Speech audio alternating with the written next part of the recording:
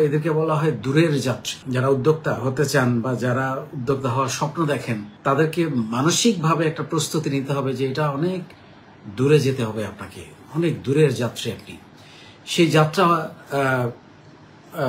কষ্টকর হবে, এটাই স্বাভাবিক। শুরুটা বা মাঝখানে হতে পারে, শেষে হতে পারে, যে কোনো সময় একটা কোম্পানির আপস অ্যান্ড ডাউন হয়, যে কোনো শুরুতে হয় কখনো। কেউ কেউ আবার শুরুতে খুব ভালোভাবে স্টার্ট করেন, একদম খুব জাম্প স্টার্ট করেন, কিন্তু একটা পর্যায়ে গিয়ে মাঝখানে আবার ওই মুখ থুবড়ে পড়েন, আবার হয়তো উঠে দাঁড়ান, আবার হয়তো কখনো কখনো অনেক বছর ব্যবসা করার পরে 15 বছর 20 বছর পরে গিয়ে আবার একটা ধাক্কা খান। কিন্তু যে লড়তে জানে, ওই যে আমি যেটা বলি না, যে লড়তে জানে, যে দৌড়াবে, যে লম্বা রেস করবে, যে অনেক দূরে যেতে চায়, সে পড়বে, আছাড় খাবে, আবার উঠে দাঁড়াবে, আবার পড়বে, আবার আছাড় খাবে, আবার উঠে দাঁড়াবে। কিন্তু যে উঠে দাঁড়াবে না পড়ে যাওয়ার পরে, সে কিন্তু ওই রেসে, ওই লম্বা যাত্রার যে রেস, সেখানে সে কখনো টিকতে পারবে না। এখন আপনি ধরেন কথা একটা, মানে আপনি এখান থেকে কক্সবাজার যাবেন সমুদ্রের হাওয়া খেতে, তাই না? আমরা তো আলটিমেট গোল কি, যে আমরা ভালো থাকতে চাই, একটু স্বাচ্ছন্দ্য চাই, একটু সুখ চাই, একটু আনন্দ চাই। সেই জন্যই তো এত কাজ, এত কষ্ট, এবং নিজেকে অ্যাকচুয়ালি জাজ করা যে আমি কি পারি। এবং আমি যে সবসময় একটা কথা বলি যে কেউ যেটা পারে সেটা আপনিও পারেন, কিন্তু আমরা যেটা হয়, আমরা আসলে চেষ্টাই করি না, আমরা আসলে শুরুই করি না, আমরা আসলে ওইভাবে স্বপ্ন দেখি না, এবং সেই স্বপ্ন বাস্তবায়ন করার জন্য আমরা লেগে থাকি না। যার কারণে এই আরেকজনের সাথে আমাদের পার্থক্যটা তৈরি হয়। আপনি কোথায় জন্মেছেন, কোন গ্রামে আপনি লেখাপড়া করেছেন, এটা কোনো ম্যাটার না, আসলেই এটা কোনো ব্যাপার না। আমাদের বাংলাদেশের অসংখ্য সফল মানুষ আছেন যারা গ্রামে লেখাপড়া করেছেন, গ্রামেই থেকেছেন, গ্রামের থেকে ম্যাট্রিক পাস করে এসে ঢাকায় লেখাপড়া করেছেন। যেমন আমিও এসএসসি পর্যন্ত আপনারা সবাই জানেন গ্রামেই পড়েছি, তারপরে ঢাকায় এসে আস্তে আস্তে সবকিছু শুরু করেছি। সো এটা ভাববার কোনো কারণ নেই আপনি কতটুকু সুযোগ সুবিধা পেলেন কি পেলেন না।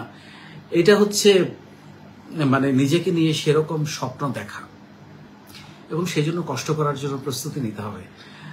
আপনি এখান থেকে কক্সবাজার যাবেন, আপনার রাস্তায় গাড়ি নষ্ট হয়ে যেতে পারে, আপনার শরীর খারাপ হতে পারে, ব্যাপক ট্রাফিক জ্যাম হতে পারে। আপনি হয়তো চিন্তা করেছেন 7-8 ঘন্টায় বা 9 ঘন্টায় পৌঁছে যাবেন, সেটা 15-16 ঘন্টা লাগতে পারে। আপনি এমন এক জায়গায় জ্যামে পড়েছেন যেখানে কোনো খাবার নাই, আপনার প্রচন্ড খিদা লাগতে পারে, কষ্ট হতে পারে, নানান সমস্যা হতে পারে আপনার। সেই প্রস্তুতি আপনাকে নিতে হবে, সেইভাবে আপনাকে প্রস্তুতি নিয়েই পথে নামতে হবে। এবং কত রকমের বিপদ রাস্তায়, যে কোনো ধরনের একটা বিপদের সম্মুখীন হতে পারেন, সেটার জন্য মানসিকভাবে প্রস্তুতি থাকতে হবে। সো আপনি যখন দূরে যাওয়ার পরিকল্পনা করেছেন, মানে নিজেকে এমন একটা জায়গায় নিয়ে যেতে চান সফলতার দ্বার প্রান্তে, যে আপনার একটা প্রতিষ্ঠান হবে, একটা কোম্পানি হবে যেখানে বেশ কিছু মানুষ কাজ করবে। সো এবং সেই কোম্পানিটা এক বছর 6 মাসের জন্য না, 10 বছর 20 বছর 50 বছর, হয়তো যেটা আমি বলি সবসময়, আপনার প্রোডাক্ট চেঞ্জ হতে পারে, আপনার কোথায় কাজ করেন সে জায়গাটা চেঞ্জ হতে পারে, আপনার বিজনেসের পলিসি চেঞ্জ হতে পারে, কিন্তু কোম্পানি থাকবে। সেইভাবে জিনিসটাকে রান করার পরিকল্পনা নিয়ে কাজ করতে হবে, এবং কষ্ট করার মানসিকতা। এত সহজ না। অনেকে মনে করেন ব্যবসা বোধহয়, হ্যাঁ ডেফিনেটলি এটা একটা স্বাধীন জীবন, এখানে বাট ইটস 24 আওয়ার্স। চাকরির বরং একটা সুবিধা আছে 9টা 5টা, ইট ইজ 24 আওয়ার্স। আবার আপনি যখন ছুটি কাটাবেন বা কোনো এন্টারটেইনমেন্ট করবেন, ঘুরতে যাবেন, আপনি আবার সেইখানে আপনি নিজের মতো করে ঘুরতে পারবেন স্বাধীনভাবে, যখন তখন পারবেন। কিন্তু ইট ইজ 24 আওয়ার্স জব। এটা অনেক কষ্টের, এবং এই কষ্টের মধ্যে কিন্তু আনন্দ আছে।